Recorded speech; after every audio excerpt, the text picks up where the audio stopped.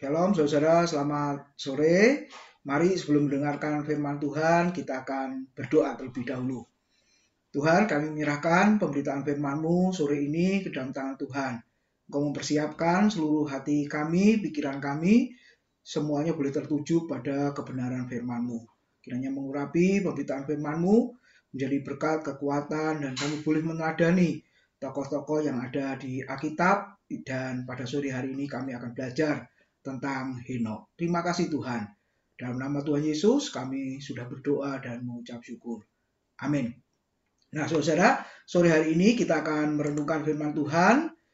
Kita akan belajar tentang Henok yang diangkat oleh Tuhan. Ya, mari kita melihat ayatnya terlebih dahulu, saudara. Di dalam Kejadian pasal 5, ayat yang ke-21 sampai dengan ayat yang ke-24, lalu Ibrani 11 ayat 5 dan 6. Berbunyi demikian. Setelah Henok hidup 65 tahun, ia memperanakan Metusala. Dan Henok hidup bergaul dengan Allah selama 300 tahun lagi. Setelah ia memperanakan Metusala, dan ia memperanakan anak-anak lelaki dan perempuan. Jadi Henok mencapai umur 365 tahun. Dan Henok hidup bergaul dengan Allah, lalu ia tidak ada lagi sebab ia telah diangkat oleh Allah. Ibrani 11 ayat 5 dan 6. Karena iman Henok terangkat, supaya ia tidak mengalami kematian dan ia tidak ditemukan, karena Allah telah mengangkatnya. Sebab sebelum ia terangkat, ia memperoleh kesaksian bahwa ia berkenan kepada Allah. Tetapi tanpa iman tidak mungkin orang berkenan kepada Allah. Sebab barang siapa berpaling kepada Allah, ia harus percaya bahwa Allah ada, dan bahwa Allah memberi upah kepada orang yang sungguh-sungguh mencari Dia. Amin. Nah, saudara, kalau kita melihat Henok, siapakah dia? Kalau kita belajar di kitab Kejadian, Henok adalah keturunan ketujuh dari Adam, saudara. Dan Alkitab tadi mengatakan waktu umur 65 tahun, saudara, lalu setelah itu dia bergaul dengan Allah. Nah, kalau umur 65 tahun, sekarang mungkin sudah tua dan sakit-sakitan. Tapi kalau kita lihat kitab Kejadian, umur manusia waktu itu masih di atas 100, 200, 300, bahkan ada yang paling tua itu ya 900 sekian tahun. Berarti umur 65 tahun itu masih pemuda. Ya, kalau sekarang tua, tapi pada masa itu umur 65 tahun berarti masih muda. Dan kita lihat Alkitab tadi mengatakan 300 tahun Henok dikatakan hidup bergaul dengan Allah. Nah, artinya apa, saudara? Kalau kita boleh merenungkan hidup kita, apakah kita menjadi orang muda yang hidupnya seperti Henok, kata Alkitab, bergaul dengan Allah? Nah, itu yang bisa menjawab adalah diri kita masing-masing. Nah, sesuai dengan tujuan Allah menciptakan manusia, kita bisa melihat bahwa benar-benar Henok itu adalah memuliakan Allah dan menikmati Dia selamanya. Tujuan Allah menciptakan manusia untuk memuliakan Allah.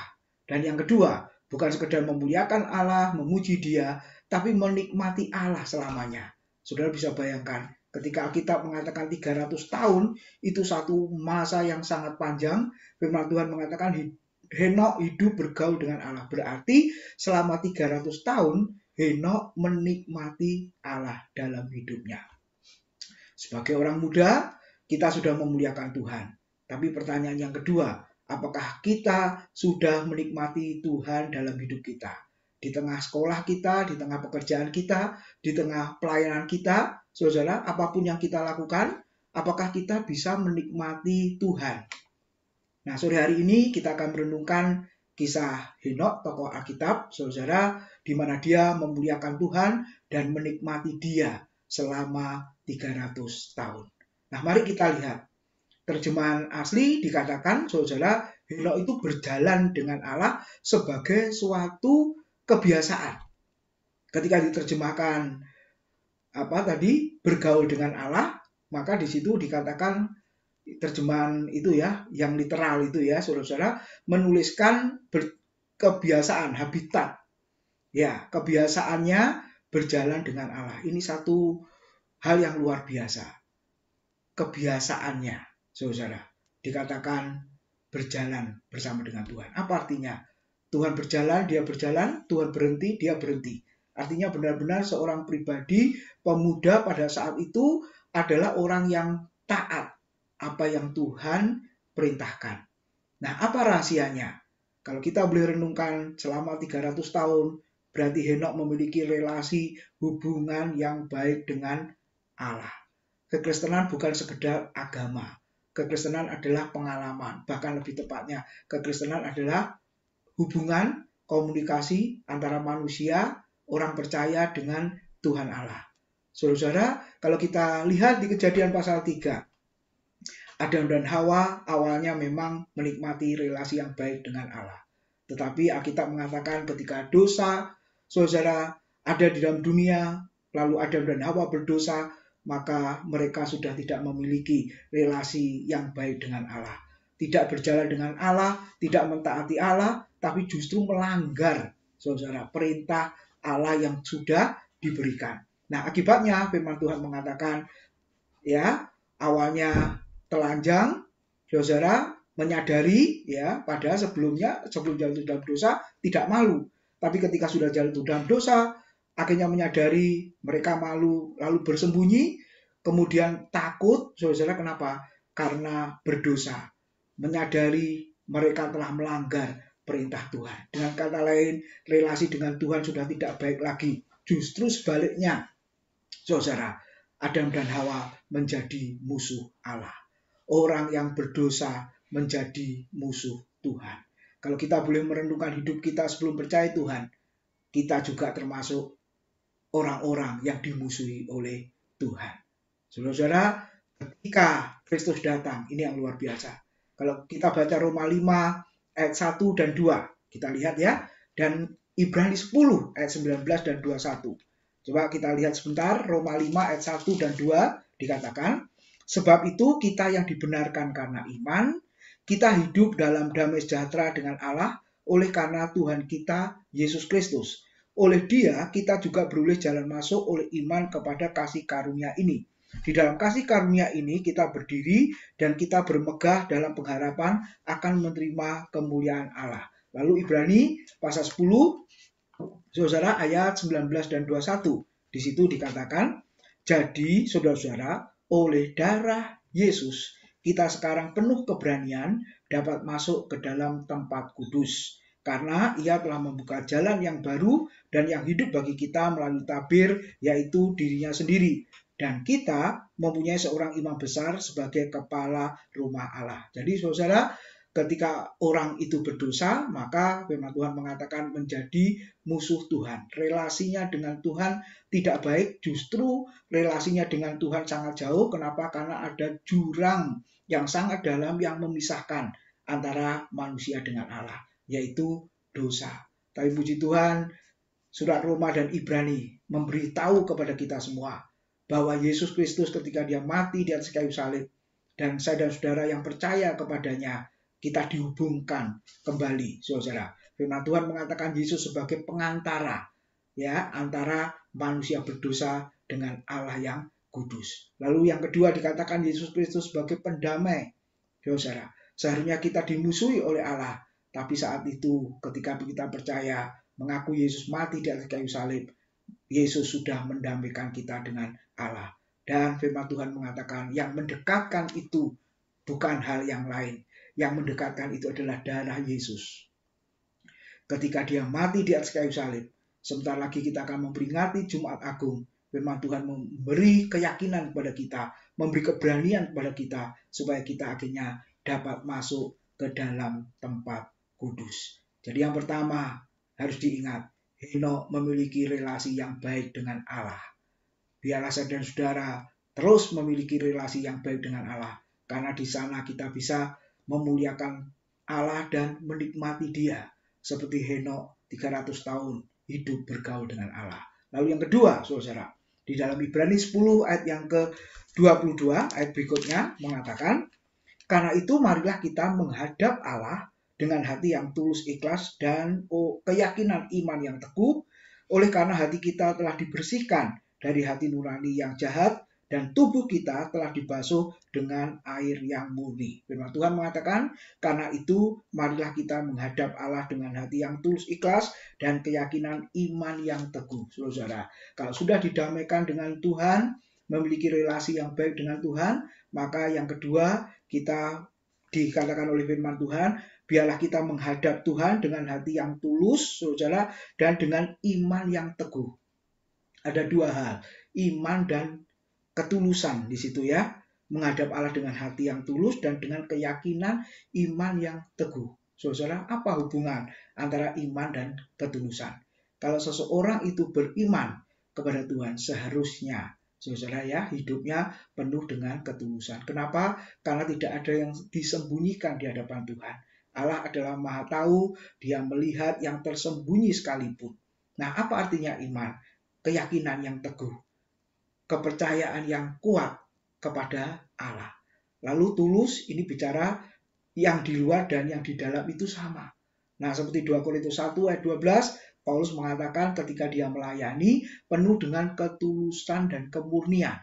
Kata Yunaninya eilekreneia, artinya transparan ya di situ. Jadi benar-benar di hadapan Tuhan tidak ada yang tersembunyi bagi dia.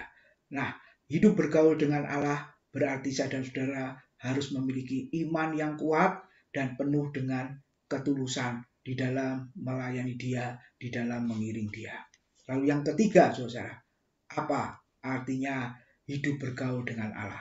Saudara, kita bisa melihat di dalam Kejadian 5 ayat 22 tadi, bahwa kedekatan, saudara, relasi yang dibangun, saudara, itu perlu waktu.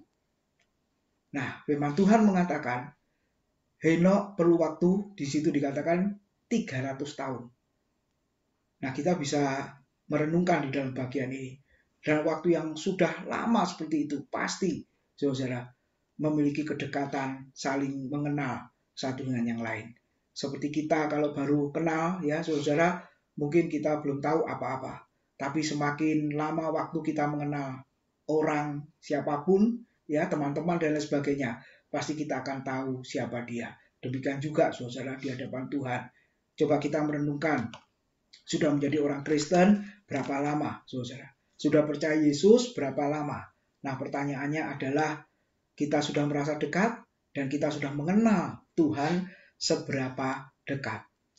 Lalu firman Tuhan mengatakan di ayat yang ke-24 tadi, setelah 300 tahun Henok hidup bergaul dengan Allah, akhirnya Henok diangkat oleh Allah hidup-hidup, tadi firman Tuhan mengatakan. Nah, apa arti diangkat? Memang pikiran kita kalau diangkat berarti dari bawah lalu dibawa ke atas ya. Lalu dikatakan ia tidak ada lagi di dunia. Nah, apa artinya? Kita ingat satu ayat yang dikatakan oleh Yesus ya di Matius 24 ayat 40 sampai 44, Lukas 17 ayat 34 sampai 37. Kalau kita membaca di sana dikatakan apa? Ada dua orang di situ yang tidur bersama, berarti suami istri, ya. Yang satu dibawa atau diambil, lalu yang satu ditinggalkan.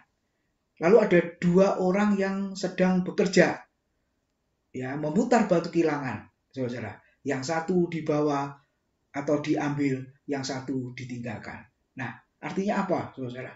Kalau kita bisa melihat di dalam bagian ini, berarti diangkat itu artinya salah satu, suami istri salah satu, teman-teman kita, saudara, ada yang sudah diangkat atau diambil, atau dengan kata lain, meninggal terlebih dahulu.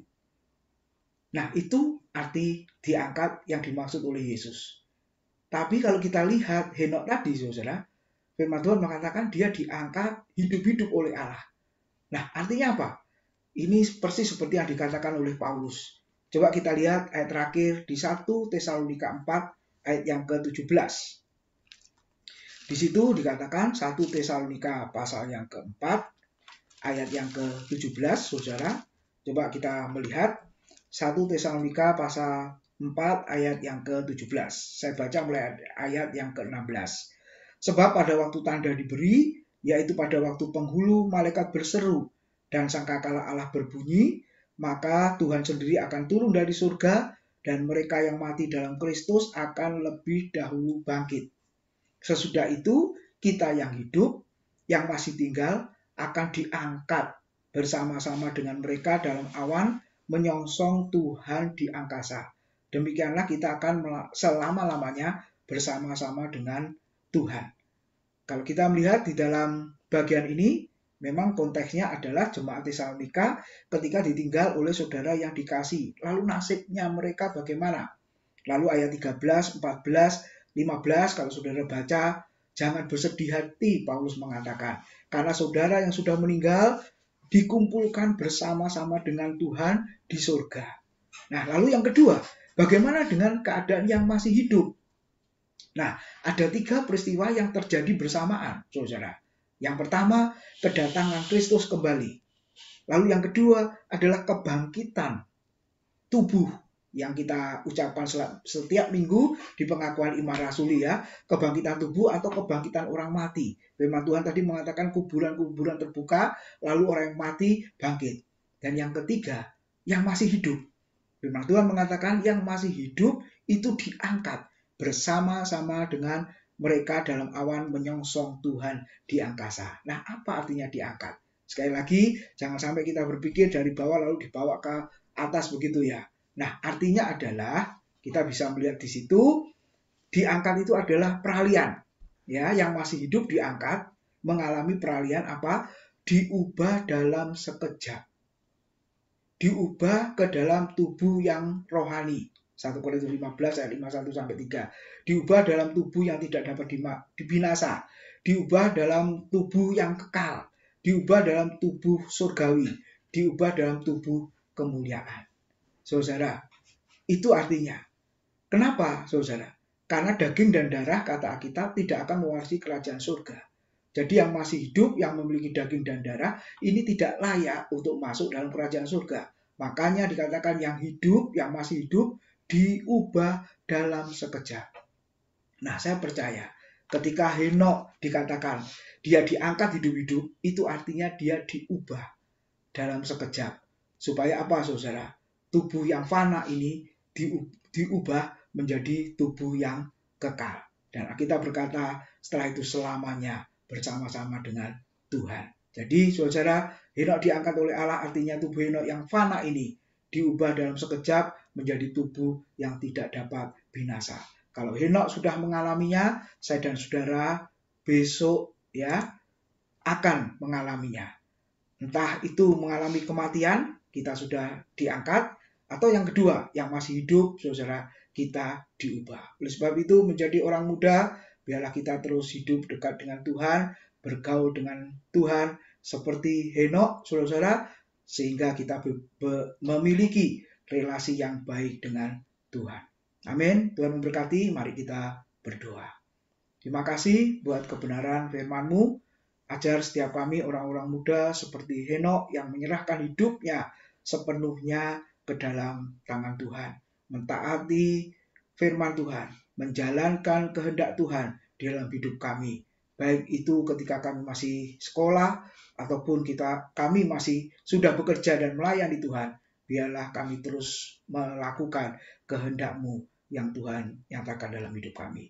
Terima kasih Tuhan. Berkati anak-anak-Mu yang sudah bergabung pada sore hari ini. Tuhan memberkati mereka semua. Dalam nama Tuhan Yesus, kami sudah berdoa dan mengucap syukur. Amin.